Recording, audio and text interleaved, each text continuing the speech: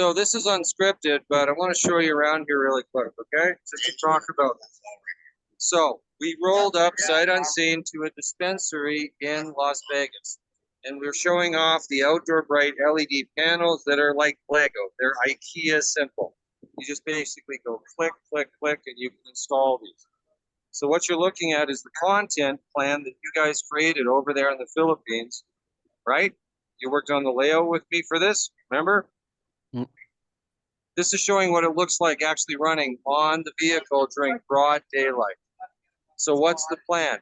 Any location can take these panels off of this vehicle and they can put it on the side of their building.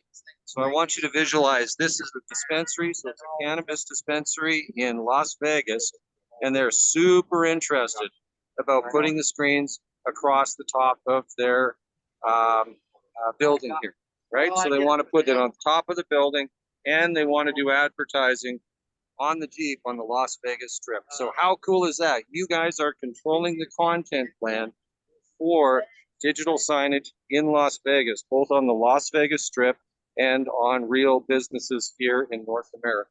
Everybody understand? Yep. Okay, good. Now you know what we do. So can you please stop this recording, put this into LED Jeep project? Thank you, everybody.